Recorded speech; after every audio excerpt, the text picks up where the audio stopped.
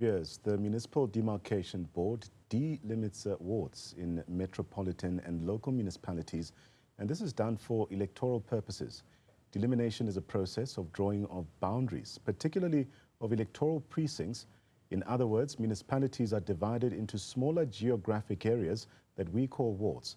Now, the next local government elections will be held in 2026, and the Municipal Demarcation Board has until next year to hand over the final wards to the Electoral Commission. Now, for more on this process, I am joined by Thembelani Mazibuko, who is a senior researcher at the Electoral Institute for Sustainable Democracy in Africa. Thembelani, a pleasure to have you on the program this afternoon. Firstly, can you explain what the Municipal Demarcation Board hopes to achieve with this ward delimitation process and why it's so important for the upcoming local government elections? Yeah, thank you very much, Nhlanhla, for having me on your show. So the Municipal Demarcation Board, as you correctly state, has the responsibility of delimiting wards every 5 years. Yeah. The Act actually says every 10 years, but they do it actually every 5 years. And the reason why the board does this is as cities grow, as areas of the city grow or people move, there needs to be new wards that are created. Yeah.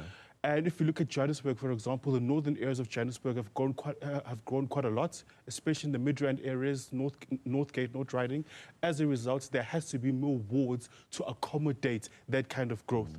So periodically, the Municipal Demarcation Board, in consultation with the municipalities as well as the MECs, will then have a process of creating new wards, as well as removing other wards where necessary. But let's speak about the criteria. What main factors does the board use to set ward boundaries? And how does it ensure these factors are actually applied fairly across different municipalities? Yeah, so a number of factors are created. For example, they try to not break apart communities where, for example, there may be a natural boundary. They try to keep it all within the same ward. But essentially, the most important criteria is that each ward has to have plus minus the same number of people. Right. So you can't have a ward where the ward councillor would have, let's say, 30,000 people, whereas another ward has 15,000 people. That is unfair on the residents of the bigger ward. So in terms of the legislation, let's say, for example, a ward has, say, 30,000 people. Right. It cannot vary 15% either up or down. So, for example, I think it's 3,250, for example, if there's 3,000 or less than 2,750. So there has to be that 15% band up or down to ensure a consistency in terms of the number of people in each ward, because you will never exactly have the same number of people, but as long as it is within a band, whereas more or less each ward has an equal number of voters. Thembelani, let's speak about the work of the MDB. How is the board addressing concerns about how frequently ward boundaries are changed and also its effects on community stability as well? Yeah, that's interesting because, funnily enough, because the Act says that only every 10 years this process should happen, some political parties are saying it should actually happen every 10 years. Because if it happens every 5 years, it does lead to stability. Communities are broken apart where previously they were in the same ward, they're now in different wards. Interestingly enough, this also has implications for voting, because with the change in the ward, there's also a change in the voting district. And we actually saw this, especially in these elections, where you have to vote at your particular voting station, and where there is a new ward, a new voting district, people cannot vote in their old voting districts. Right. So those are the kinds of implications this process would have. It's very interesting you highlight the experiences of these past elections. But maybe moving on, what is the MDB doing to make sure that all stakeholders, including marginalized groups, how can they participate in the ward delimitation process as well? Yeah, so that's the process that they've actually started now, where they are consulting with communities, they are consulting with municipalities and MECs themselves in order for them to have their say in terms of what their ward may look like. And this process has to be done latest 10 months before the next election. So it will finish around October of 2025 to give the IEC time to look at the wards, as well as implement the wards.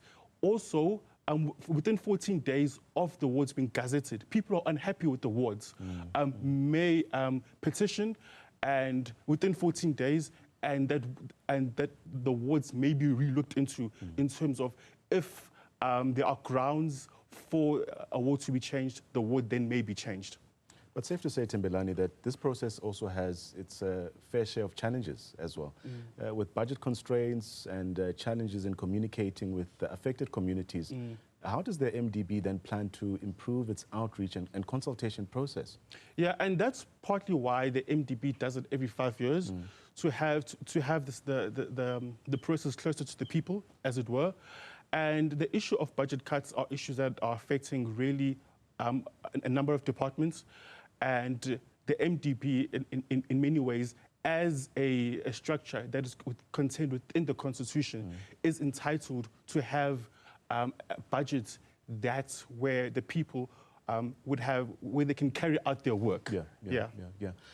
And let's explore this other layer, Thembelani. How does the MDB then manage the difficulties of even setting ward boundaries in areas with geographic challenges? It's an example that I'm thinking about, like large rural regions or those in natural barriers as well.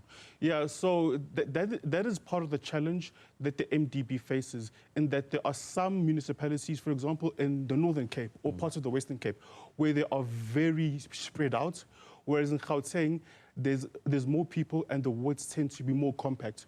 So the challenge then is that wards cannot be too big.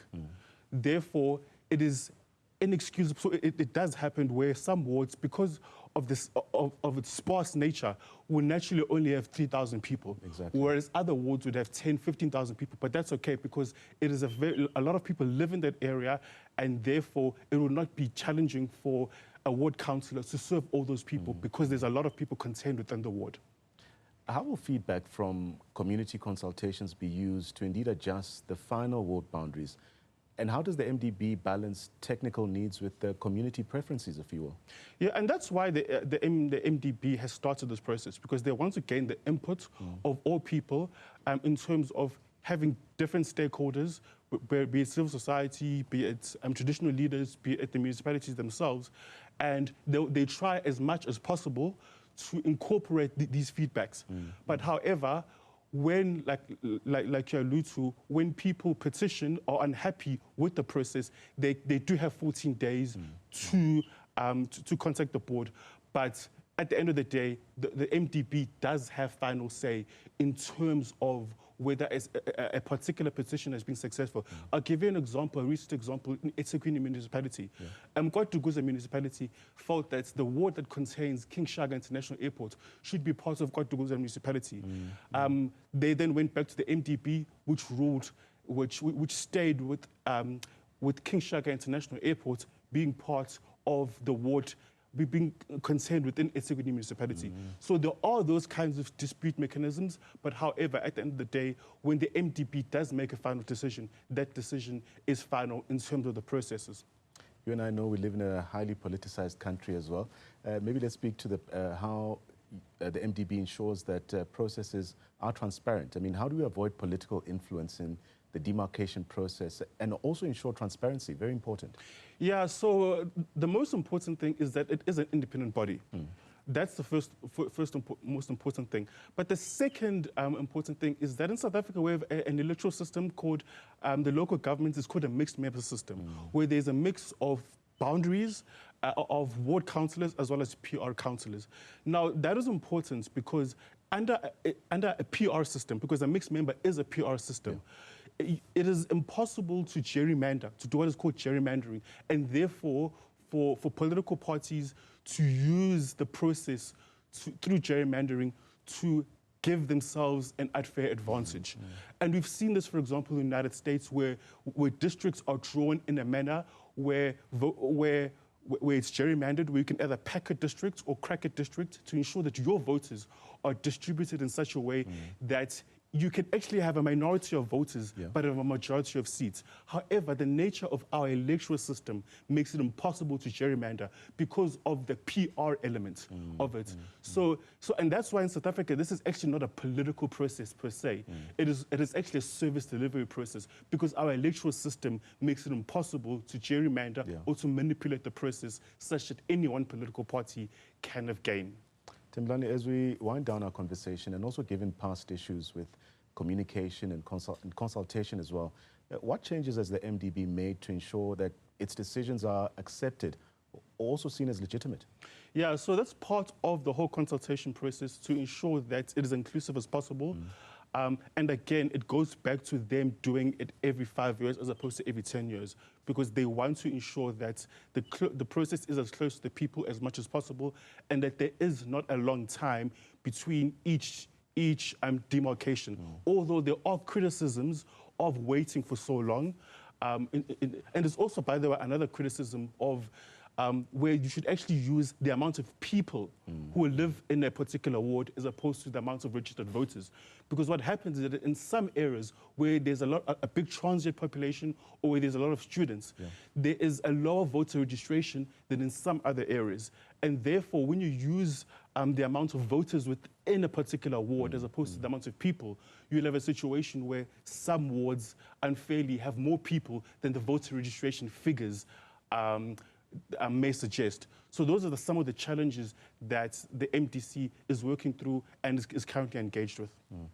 And as we conclude, what are the long-term plans for the MDB for really improving the ward delimitation process, but also ensuring it supports fair and effective local government? Yeah, so what we've seen is the MDB working very closely with the Minister of Traditional Affairs, either directly or through the portfolio committees. And what we've seen is quite a lot of consultation also within Parliament to ensure that the processes go ahead smoothly. So we've seen a lot of efforts towards improving, chief amongst which doing it every 5 years as opposed to 10 years. Thembelani, thank you so much for your time and giving us that clear perspective as well. That's Thembelani Mazibuko joining us and explaining the Municipal Demarcation Board's ward delimitation process. It sounds very complex, but he's found a way to simplify it for us.